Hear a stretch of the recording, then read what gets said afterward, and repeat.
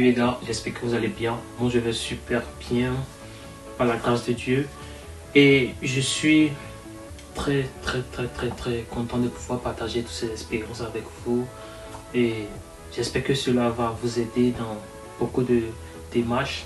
Aujourd'hui j'aimerais parler de 5 points très utiles avant de se lancer dans le voyage. C'est-à-dire, si vous voulez quitter votre pays pour immigrer, que ce soit en Amérique, en Asie, en Europe et quelque part ailleurs dans le monde entier, voici les 5 points très essentiels que vous devez déjà avoir bien avant de vous lancer dans ce projet.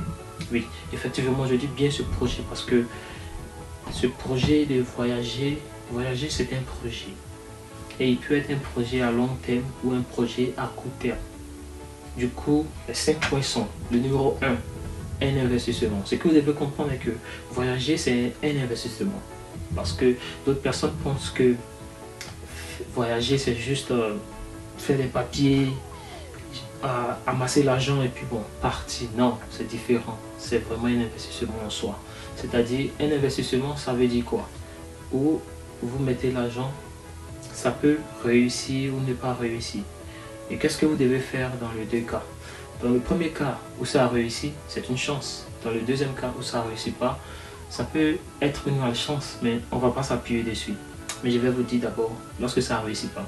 Lorsque ça ne réussit pas, ne soyez pas désespérés, ne soyez pas aussi vraiment cassés dans la tête, parce que ça arrive généralement pour des personnes trop émotionnelles.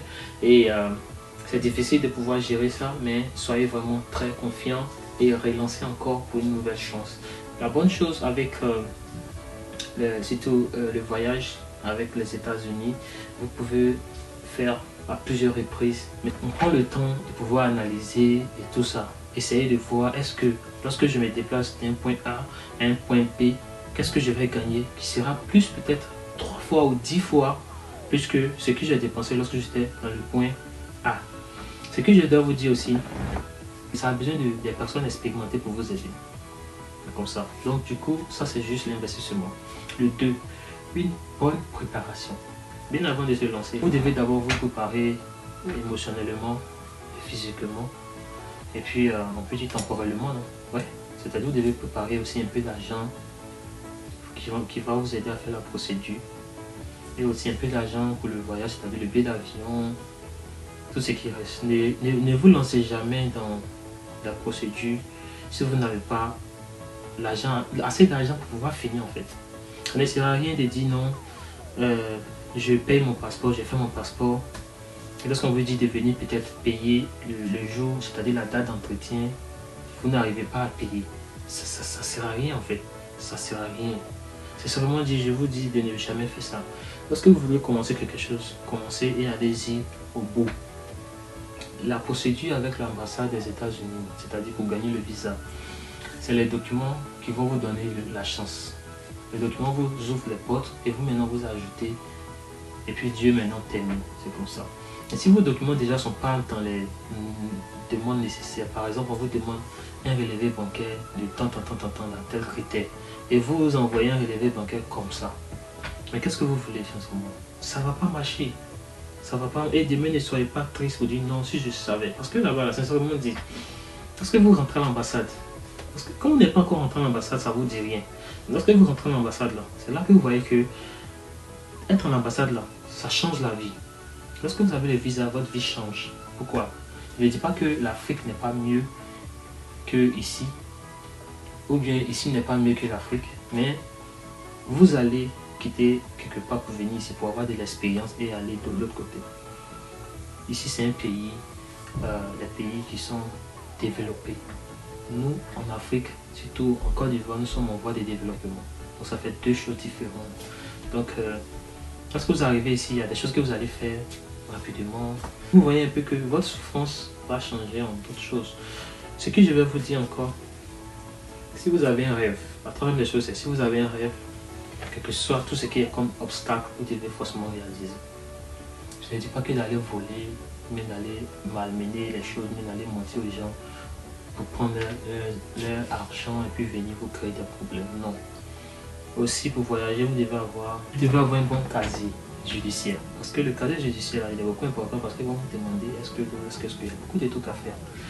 Quand les gens prennent le temps, par exemple les agences vous demandent tant, pouvez-vous nous aider là. C'est pas parce qu'ils ont envie juste de vous faire votre argent. C'est parce qu'ils ont envie forcément de vous aider. Parce que le temps que ça prend de pouvoir vous aider, amusement, il y a des gens qui ont plusieurs choses à faire. Plusieurs clients, mais ils prennent le temps de pouvoir vous aider. C'est aussi le temps.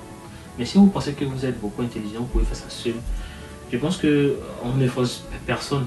Donc chacun fait ce qu'il veut et chacun se met à l'aise. Mais sincèrement dit, si vous arrivez quelque part, que vous venez demander à quelqu'un, que la personne ne veut pas réagir, ne soyez pas vexé, ne soyez pas fâché pour dire non, cette personne se prend trop maintenant. La personne a d'autres choses à faire. Tu sais que la personne aussi fait ça, mais tu n'es pas parti vers lui. Donc aujourd'hui, tu viens lui demander qu'est-ce que la personne va te dire. C'est ça. C'est juste une parenthèse. Donc la quatrième des choses, c'est d'être prêt à supporter toutes sortes d'épreuves. Quand je dis les épreuves, c'est-à-dire que ce soit même avant l'obtention du visa et après, surtout après. Quand vous arrivez ici, il y a des épreuves qui vont, ça peut ne pas être immédiat ou ça dépend. Mais c'est que vous devez savoir que les épreuves qui vont arriver là, soyez prêts vraiment à les accepter. Dites pas que non, c'est pour vous faire peur, mais quand je dis supporter tout, c'est par exemple le changement climatique et puis le décalage horaire, tout ça. Donc du coup, il y a plein de trucs encore. Par exemple, en Côte d'Ivoire, quand tu sors, c'est facile d'obtenir de la nourriture partout rapidement et puis vite fait, puis tu t'en vas. Mais ici, tu es obligé d'aller dans les supermarchés, acheter les trucs et puis venir toi-même préparer. Ou bien aller dans les fast-food. Souvent, les fast-food, là, c'est pas vraiment trop ton truc. Quand tu arrives nouvellement, tu vois, non? Donc, il y a tout ça que je parle. Et puis, il y a plein de trucs encore qui peuvent arriver devant.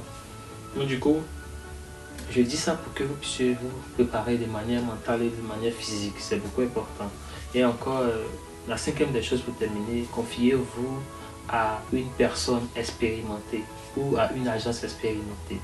Donc, comme vous voulez faire votre procédure là, c'est vrai que oui, la technologie a évolué, mais c'est pas tout en faire avec Internet. Vous allez partir, il y a une vidéo là-bas, venir faire remplir les choses, allez regarder, remplir, faites comme ça, et puis demain, vous partez, puis ça donne rien en fait. Dans la vie, surtout dans les trucs comme ça, c'est vrai que oui, vous voulez travailler vous seul pour avoir le succès. Et puis demain, vous allez taper votre poitrine, oui, c'est moi qui ai fait sur le plus, je suis là. Donc, c'est vrai, mais vous avez forcément besoin des personnes pour vous aider. Sincèrement dit. Donc, je sais de quoi je parle et je vous dis ça parce que c'est important. Donc, du coup, si vous avez l'occasion de pouvoir contacter les personnes expérimentées, n'hésitez pas. Moi, je suis là. Il y a des personnes vraiment qui sont vraiment très efficaces, qui sont dans mon dos, très expérimentées aussi. Donc, du coup, vous êtes libre de pouvoir venir me contacter et vous aurez ce que vous voulez, sincèrement dit. Il y a une personne qui m'a contacté pour un coaching en privé, nous avons fait le coaching et la personne a eu son visa. C'est vraiment une très grosse victoire. Je tiens à te féliciter déjà, mais je tiens aussi à garder l'anonymat. C'est important. Merci beaucoup et portez-vous bien. Et sur ce, on s'attrape pour la prochaine vidéo.